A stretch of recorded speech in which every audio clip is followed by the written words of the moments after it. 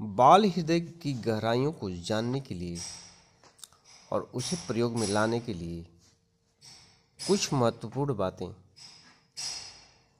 जो अमल में लाना अति आवश्यक है अभिभावकों के लिए।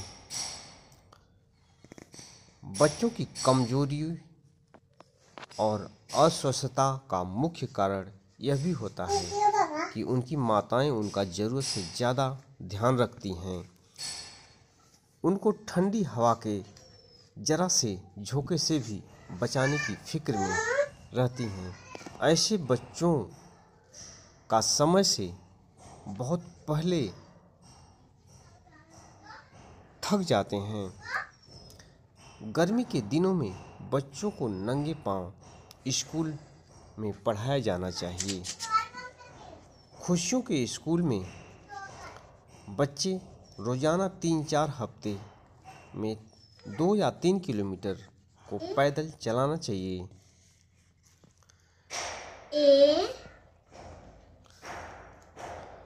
शरीर में जो विटामिन का भंडार होता है वह लंबे जाड़े के दौरान समय खत्म हो जाता है, इसलिए बच्चों को ज़्यादा से ज़्यादा खुली हवा में ही पढ़ाया जाना चाहिए। शारीरिक श्रम के साथ बच्चों को पढ़ाया जाना चाहिए। प्राथमिक कक्षाओं के अध्यापकों को मिलकर विचार करना चाहिए कि बच्चों के सामूहिक जीवन को खुशियों से भरपूर बनाने के लिए हमें क्या करना चाहिए।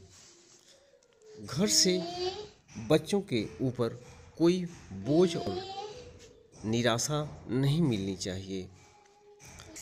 अध्यापकों को चाहिए बच्चों को श्रम जगत की यात्राएं कराएं, जैसे किसी कारखाने, मिल, फैक्ट्री, प्रयोगात्मक खेत को दिखाकर अनाज कैसे पैदा होता है बच्चों को ज़रूर बताएं।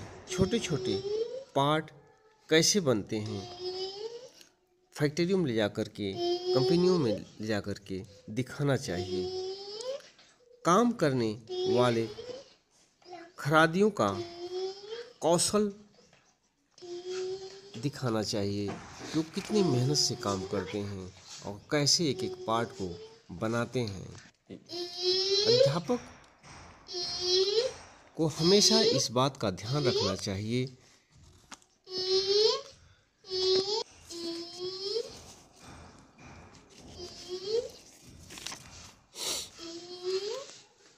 छात्रों में पिछड़ने का 85% कारण होता है कमज़ोर सेहत।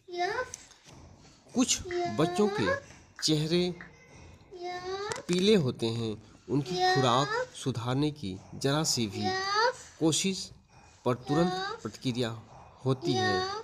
शरीर पर लाल लाल चकत्ते निकल आते हैं। जांच पड़ताल से कुछ पता नहीं चलता, डॉक्टरी टेस्ट में सब कुछ ठीक निकलता है। अधिकांश मामलों में पता चलता है कि शरीर में कुछ ऐसी गड़बड़ी आ गई है जो बच्चों के देर तक कमरे में रहने का परिणाम है। चयापचय के इस विकार के कारण बच्चा एकाग्रित होकर बौद्धिक श्रम करने की क्षमता खो बैठता है। शरीर के तीव्र विकास और यौन प्रौढ़ता के कारण में ऐसे विकार बहुत बढ़ जाते हैं। ऐसे मामलों में एकमात्र रास्ता यह है कि बच्चों के काम और विश्राम की दिनचर्या बदली जाए। बच्चे के देर तक ताज़ी हवा में रखा जाए।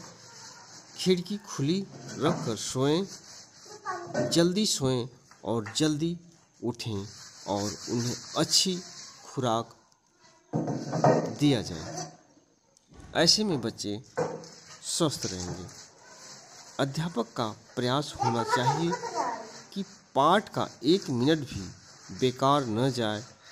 हर पल कुछ बच्चों के लिए यह बहुत ही मुश्किल पड़ता है। यह उनकी क्षमता के बाहर होता है। अध्यापक द्वारा पढ़ाया जाने वाला पाठ की तीव्र गति स्वस्थ बच्चों के भी क्षमता से बाहर होता है। यही नहीं, यह हानिकारक भी होता है। ऐसी स्थिति में बच्चा सोचता है कि हम जल्द से जल्द ताज़ी हवा में जाएं। उधर अध्यापक कहते हैं कि जल्दी करो, जल्दी करो।